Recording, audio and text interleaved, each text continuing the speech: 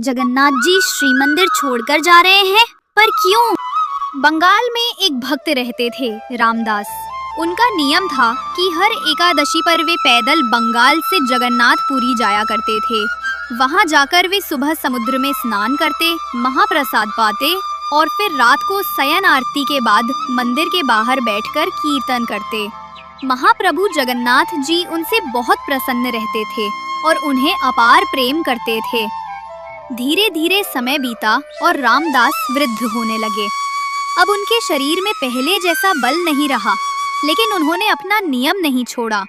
उनका मन अब भी वही था, भक्ति में अटल। महाप्रभु जगन्नाथ जी को उस पर दया आ गई। जब अगली एकादशी पर रामदासपुरी पहुँचे और कीर्तन कर रहे थे, उन्होंने नेत्र बंद किए हुए प्रभु का ध्यान लगाया। तभी उनके ध्यान में जगन्नाथ जी प्रकट हुए और बोले, रामदास, तू अब पुरी मत आया कर, मुझे बड़ा कष्ट होता है। रामदास बोले, महाप्रभु, आपको कष्ट होता है इसलिए मैं समझता हूँ कि अब आना ठीक नहीं, पर यदि अगली एकादशी को आप मेरे सामने नहीं होंगे तो मेरे प्राण ही निकल जाएंगे नाथ।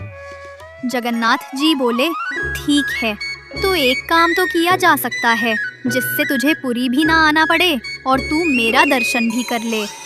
रामदास बोले, वो कैसे संभव है?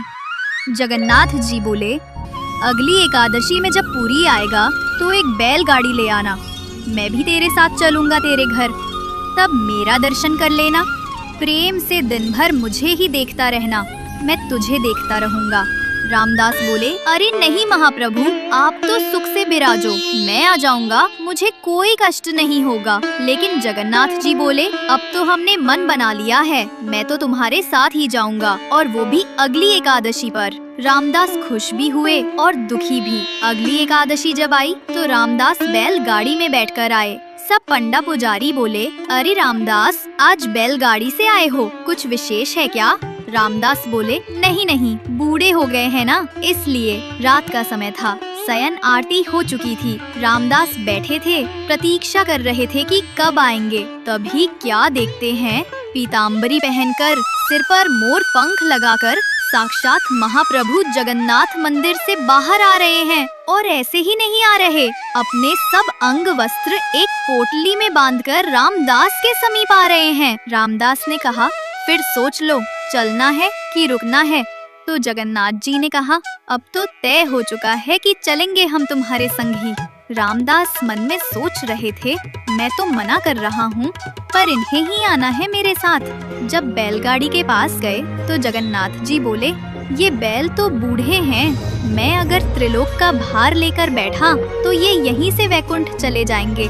भोले रामदास बोले, अब तो यही मिला मुझे, इसी से काम चला लो। जगन्नाथ जी ने कहा, ठीक है। जैसे ही उन्होंने हाथ फेरा बैलों के ऊपर, वैसे ही दोनों बैल तंदुरुस्त हो गए। जगन्नाथ जी बोले, हटो, हम चलाते हैं, ये हमारी काम की है। रामदास बोले, मैं ही चला लूंगा, आप छोड़ो। जगन्नाथ जी बोले, नहीं, मैं ही चलाऊंगा। सामने बैल हाँकते हुए द्वारकाधीश थे और पीछे सीधे साधे रामदास बैठे थे। जैसे ही मंगला आरती का समय हुआ, वैसे ही सब पुजारी बोले, ये सुभद्रा जी और बलभद्र जी तो हैं, पर जगन्नाथ जी कहाँ गए? सब जगह हल्ला मच गया, जगन्नाथ जी चोरी हो गए, ढूंढो। सबका शक गया रामदास के ऊपर, क्योंकि रामदास ही वहाँ रात भर रहते थे। जगन्नाथ जी को पता चल गया था कि सब पंडा पुजारी रामदास के पास आ रहे हैं। वो अभी पुरी की सीमा से बाहर नहीं गए थे। तो जगन्नाथ जी ने कहा, रामदास, तुम मुझे कहीं छिपा दो, सब पंडा पुजारी आ रहे हैं तुम्हारे पास। पास में ही एक तालाब था, उसके पीछे एक गुफा जैसी बनी थी। तो रामदास ने जगन्नाथ जी को वहीं छिपा दिया, लेकिन उनकी पीताम्बरी का एक कोना बैलगाड़ी में रह गया। सब पंडा पुजारी आए और उनकी तलाशी लेने लगे। तभी वो पीताम्बरी का छोर उन्हें दिख गया और बिना कुछ पूछे मारपीट शुरू कर दी। तभी तालाब से आवाज आई, अरे मूर्खो, तुम्हें क्या लगता है मुझे कोई अपनी मर्जी से ले जा सकता है? नहीं, मैं स्वयं चलकर आया हूँ। तभी क्या देखा, जगन्नाथ जी के श्रीअंग से रक्त बह रहा है और पूरा तालाब रक्तमंडित हो गया है। सब बोले क्षमा कर दो महाप्रभु। महाप्रभु बोले क्षमा नहीं मिलेगी, जाओ, मेरे भक्त को मारते हो, शर्म नहीं आती।